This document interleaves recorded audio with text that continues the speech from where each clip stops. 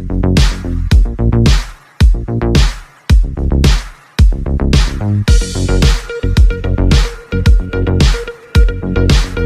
सबका ध्यान 2000 की नोटबंदी पर था। उधर मोदी ने तैयार कर दिया मध्य प्रदेश में दूसरा योगी। नए योगी को देखकर उड़े विरोधियों के होश। मुसलमानों को देता है खुला चैलेंज, सभी हिंदुओं को बताता है भाई, योगी की तरह लेता है एक्शन, बुलडोजर वाली करता है कार्रवाई। मोदी के दूसरे योगी ने मामा शिवराज को भी छोड़ दिया पीछे। शिवराज सिंह खुद जोड़ते हैं हाथ, अब मध्य प्रदेश में चुनाव में होगा खेल। इधर 2000 की नोटबंदी के बाद जब आप अपने बक्से में नोट तलाश कर रहे थे, तब उधर मध्य प्रदेश में कुछ बड़ा खेल हो गया। कर्नाटक में हार के बाद मोदी ने दूसरे योगी को मैदान में उतारने का फैसला किया। अब मध्य प्रदेश में भी मोदी ने एक और योगी तैयार कर दिया है, जो उत्तर प्रदेश के योगी आदित्यनाथ की तरह काम करने के लिए जाना जाता है। योगी आदित्यनाथ तो फिर भी मुसलमानों के बारे में कुछ सोच लेते हैं, लेकिन मध्य प्रदेश का दूसरा योगी मुसलमानों को फूटी आंखों से भी देखना पसंद नहीं करता। मोदी के इस दूसरे योगी के लिए हिंदुत्व ही सब कुछ है और सनातन धर्म को फैलाना ही उसका असली मकसद है। मोदी के दूसरे योगी की चर्चा इन दोनों मध्य प्रदेश में सबसे ज्यादा है।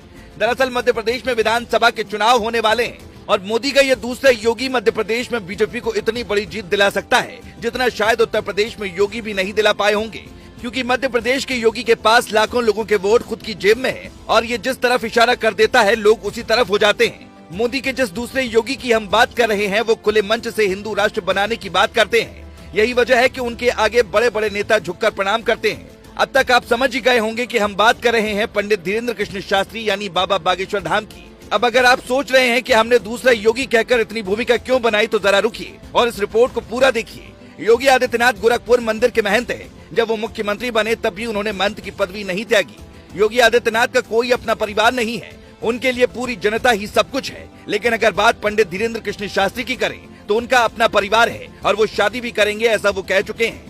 लेकिन मध्य प्रदेश में इस समय जिस तरह की राजनीति चल रही है, उस लिहाज से पंडित धीरेन्द्र कृष्ण शास्त्री बीजेपी के लिए दूसरे योगी साबित हो सकते हैं। बीजेपी हमेशा से हिंदुत्व का दांव चलती आई है और जिस तरह से धीरेन्द्र कृष्ण शास्त्री राजनीतिक बयानबाजी करते हैं, हिंदू और मुसलमानों की बात करते हैं, उससे एक बात एकदम साफ है कि आने वाला समय अब उनका ही होने वाला है। सीधे सीधे कहें तो पंडित धीरेन्द्र कृष्ण शास्त्री को राजनीति में बीजेपी कभी भी उतार सकती है, क्योंकि न सिर्फ मध्य प्रदेश में बल्कि देश के बाकी कोनों में भी पंडित धीरेन्द्र कृष्ण शास्त्री के भक्त मौजूद हैं और वो धीरेन्द्र कृष्ण शास्त्री के लिए कुछ भी कर सकते हैं। ये हम नहीं कह रहे, बल्कि जिस तरह से धीरेन्द्र कृष्ण शास्त्री की कथा में भीड़ होती है, उसे देखकर इस बात का अंदाजा लगाना मुश्किल बात नहीं है। कुछ दिनों पहले ही वो बिहार गए हुए थे, जहां से उन्होंने ताल ठोक कर हिंदू राष्ट्र बनाने की बात कही थी, जिसके बाद विरोधियों को मिर्ची लगी थी। बिहार में धीरेन्द्र कृष्ण शास्त्री की कथा के दौरान लाखों लोग पहुंचे थे। हालात ऐसे बन गए थे कि कुछ लोगों की भीड़ की वजह से तबीयत खराब हो गई थी, जिससे कथा भी रोकनी पड़ गई थी। असल में हमेशा से बीजेपी को ऐसे ही नेताओं की तलाश रही है, जो सीधे सीधे हिंदुत्व की बात करते हों और उनके लाखों चाहने वाले हों। ये सारे गुण पंडित धीरेन्द्र कृष्ण शास्त्री में मौजूद हैं। मतलब एक बात तो तय है कि कभी भी पंडित धीरेन्द्र कृष्ण शास्त्री को बीजेपी मैदान में उतार सकती है। हो सकता है मध्य प्रदेश में शिवराज सिंह चौहान के बाद उन्हें मुख्यमंत्री का चेहरा ही बनाकर पेश किया जाए, क्योंकि मध्य प्रदेश में तो कम से कम धीरेन्द्र कृष्ण शास्त्री जीत की गारंटी हो सकते हैं। मौजूदा समय में भारतीय जनता पार्टी के सबसे फायरब्रांड नेता प्रधानमंत्री मोदी है, उसके बाद नंबर योगी आदित्यनाथ का आता है। लेकिन पंडित धीरेन्द्र कृष्ण शास्त्री बीजेपी के अघोषित ब्रांड एम्बेसडर से कम नहीं है। धीरेन्द्र कृष्ण शास्त्री ऐसी बातें बोलते हैं जिससे हिंदुओं के खून में उबाल आ जाए।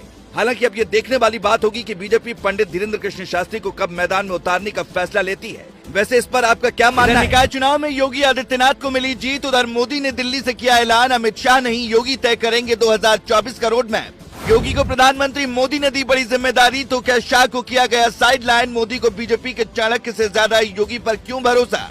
आधी रात क्यों करनी पड़ी योगी को बैठक? बैठक के बाद योगी ने किया कौन सा बड़ा ऐलान? योगी से नरेंद्र मोदी भी हो गए गदगद। इधर निकाय चुनाव में योगी आदित्यनाथ ने उत्तर प्रदेश में विरोधी पार्टियों का सुपड़ा साफ किया। उधर नरेंद्र मोदी इतने ज्यादा खुश हो गए कि उन्होंने योगी आदित्यनाथ को बहुत बड़ी जिम्मेदारी सौंपने का फैसला कर